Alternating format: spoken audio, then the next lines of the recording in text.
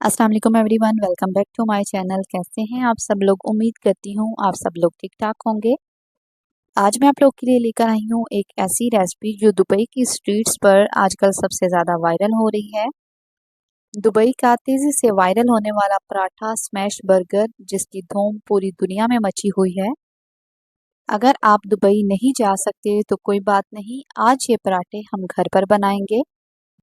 ऊपर से क्रिस्पी, अंदर से ढेर सारे लच्छों वाला ये पराठा तो आपने खाया ही होगा, लेकिन दुबई वालों ने तो इसका बर्गर ही बना डाला। तो चलें रेसिपी को स्टार्ट करते हैं। सबसे पहले इस रेसिपी के लिए हमें चाहिए 3 कप मैदा। आप इसकी जगह गंदम का आटा भी इस्तेमाल कर सकते हैं। 1 चम्मच भरकर नमक की शामिल करेंगे। इसके बाद 1 चम्मच घी की शामिल करेंगे। अगर आपके पास घी ना हो तो आप ऑयल भी शामिल कर सकते हैं। अब इन सारी चीज़ों को हाथों की मदद से मिक्स करेंगे ताकि सारी चीज़ें आटे के साथ अच्छी तरह से मिक्स हो जाएं। इसके बाद इसको गूंदना स्टार्ट करेंगे। मैंने 1 कप पानी लिया है। पानी को हल्का सा नीम गर्म कर लेंगे। थोड़ा थोड़ा पानी शामिल करते हुए एक नरम सी डो तैयार कर लेंगे, जैसे नॉर्मली हम घर में आटा गूंदते हैं।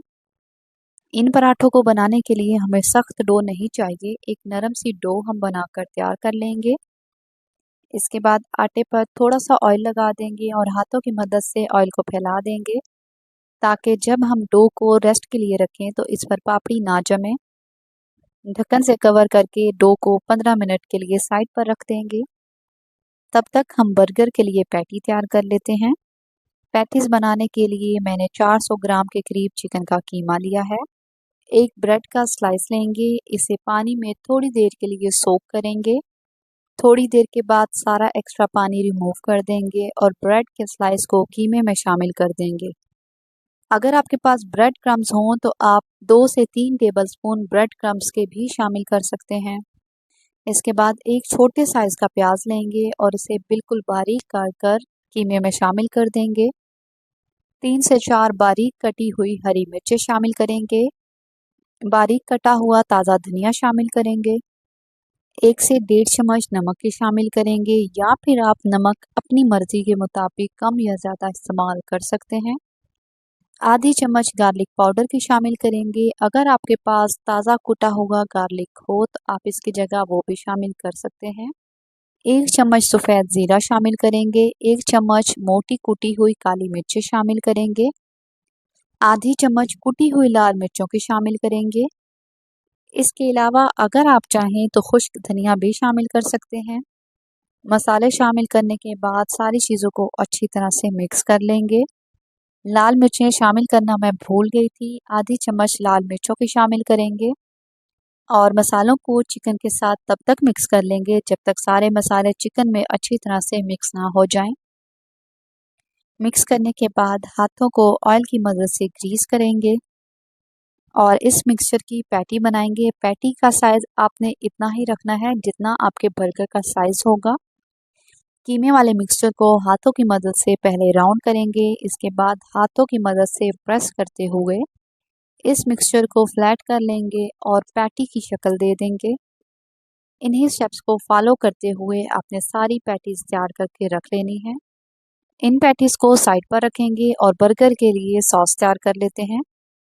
सॉस के लिए सबसे पहले मायोनीज़ का इस्तेमाल होगा। तकरीबन 5 से 6 टेबलस्पून मायोनीज़ के शामिल करेंगे। इसके बाद 3 टेबलस्पून चिली गार्लिक सॉस का इस्तेमाल करेंगे। अगर आपके पास चिली गार्लिक सॉस ना हो तो आप केचप का इस्तेमाल भी कर सकते हैं। 2 टेबलस्पून सफ़ेद सिरका शामिल करेंगे। आधी चम्मच काली मिर्चों की शामिल करेंगे। आधी चम्मच नमक की शामिल करेंगे, या फिर आप अपने हिसाब से नमक कम या ज़्यादा कर सकते हैं। एक छोटे साइज़ की बारीक कटी हुई प्याज शामिल करेंगे। छोटे क्यूब्स में कटा हुआ खीरा शामिल करेंगे और इन सारी चीज़ों को अच्छी तरह से मिक्स कर लेंगे। मिक्स करते टाइम अगर आपको ये सॉस थिक लगे तो आपने इसमें थोड़ा सा पानी शामिल कर लेना है। अच्छी तरह से मिक्स करेंगे और हमारी मज़ेदार सी बर्गर के लिए सॉस तैयार हो जाएगी। डो को रखे हुए 15 से 20 मिनट हो चुके हैं। 3 कप मैदे से 6 छोटे पराठे आसानी से बन जाएंगे। अगर आपने ज़्यादा पराठे बनाने हो तो आप फिर क्वांटिटी को बढ़ा सकते हैं। या फिर इसी डो से मज़ीद छोटे पराठे तैयार कर सकते हैं। डो की कटिंग करेंगे और पेड़े तैयार करके रख लेंगे। काउंटर को सबसे पहले अच्छी तरह से साफ़ करेंगे। इसके बाद थोड़ा सा खुश्क आटा छिड़क देंगे। ये आटा इतना सॉफ्ट है कि आप इसे हाथ की मदद से भी बेल सकते हैं या फिर बेलन की मदद से बेलते हुए इसकी पतली सी रोटी तैयार कर लेंगे। रोटी को अपनी लंबाई में बेलना है और जितना हो सके उतना आपने रोटी को पतला बेलना है। इसके बाद आपने या तो छुरी ले लेनी है या फिर पिज़्ज़ा कटर ले लेना है और इस रोटी को बारीक बारीक स्ट्रिप्स में काट लेंगे। इससे हमारे पराठे में ढेर सारे लच्छे आएंगे, इसलिए जितनी बारीक हो सके आपने उतनी बारीक स्ट्रिप्स काटनी है। स्ट्रिप्स काटने के बाद आपने ब्रश की मदद से स्ट्रिप्स पर ऑयल लगा लेना है। ऑयल लगाने के बाद खुश्क आटा लेंगे और थोड़ा सा खुश्क आटा इन स्ट्रिप्स पर छिड़क देंगे। खुश्क आटा आपने बहुत ज़्यादा नहीं लगाना, बस थोड़ा सा ही लगाएंगे। इसके बाद इन स्ट्रिप्स को एक साइड से उठाकर फोल्ड करेंगे। आराम आराम से उठाते हुए हल्के हाथ से आपने इन स्ट्रिप्स को इकट्ठा कर लेना है। जब सारे लच्छे इकट्ठे हो जाएं, तो आपने हल्के हाथ से इन्हें खींचकर लंबा कर लेना है। इसके बाद आपने इन स्ट्रिप्स को थोड़ा थोड़ा स्ट्रेच करते जाना है और घुमाते हुए इनका पेड़ा तैयार कर लेंगे। एंड वाले पार्ट को पेड़े की अंदर वाली साइड पर फोल्ड कर देंगे। इन्हीं स्टेप्स को फॉलो करते हुए आपने बाकी के सारे पेड़े भी तैयार कर लेने हैं। ब्रश की मदद से पेड़ों पर ऑयल लगाएंगे और इन पेड़ों को आधे घंटे के लिए रेस्ट देंगे। इन पेड़ों को रखते हैं हम साइड पर और तब तक हम पैटीज तैयार कर लेते हैं। पैटीज बनाने के लिए कोई सा भी तवा या पैन आप ले लें, थोड़ा सा ऑयल लगाएं। ऑयल जब हल्का सा गर्म हो जाए तो जो पैटीज हमने बना कर रखी थी एक एक करके डाल देंगे और मीडियम आंच पर इन्हें फ्राई कर लेंगे। एक साइड से तकरीबन 2 से 3 मिनट के लिए पकाएंगे। जब आपको लगे कि पैटीज का कलर चेंज हो गया है तो आपने इनकी साइड चेंज कर देनी है और दूसरी साइड से भी 2 से 3 मिनट के लिए फ्राई कर लेंगे। क्योंकि ये चिकन पैटीज हैं इसलिए इन्हें पकने में ज़्यादा टाइम नहीं लगेगा। बीफ पैटीज के लिए आपने आंच को बिल्कुल स्लो रखना है और कम से कम 10 मिनट के लिए बीफ पैटीज को पकाएंगे। चिकन पैटीज तैयार हो चुकी हैं। अब चलते हैं पराठों की तरफ। एक पैन में थोड़ा सा ऑयल लेंगे। पराठों के लिए जो पेड़े हमने बना कर रखे थे एक एक करके शामिल करेंगे और हल्के हाथ से थोड़ा थोड़ा प्रेस कर देंगे, जिससे पराठे का साइज़ थोड़ा सा बड़ा हो जाएगा। इन पराठों को हम बहुत ज़्यादा बड़ा नहीं करेंगे, बस जितने साइज़ के बर्गर बन्स होते हैं उसी साइज़ के हमने ये पराठे तैयार करने हैं। पराठे शामिल करने के बाद पराठों को ढक्कन की मदद से कवर कर देंगे। आंच को मीडियम कर देंगे और मीडियम आंच पर 5 मिनट के लिए पराठों को एक साइड से पका लेंगे। 5 मिनट के बाद ढक्कन हटा देंगे और पराठों की साइड चेंज कर देंगे।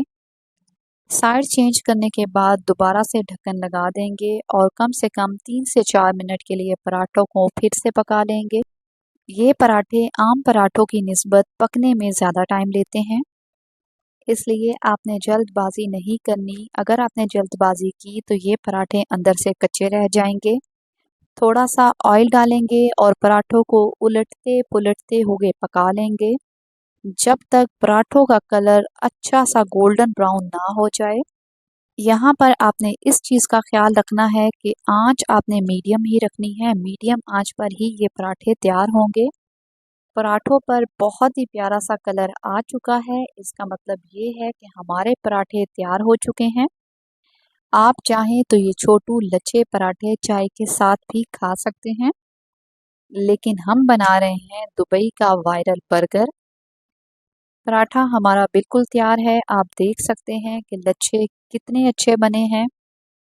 बर्गर बनाने के लिए सबसे पहले इस पराठे को छुरी की मदद से दरमियान में से काट लेंगे। इसके बाद जो सॉस हमने तैयार करके रखी थी, सबसे पहले इस पराठे पर वो सॉस लगा देंगे।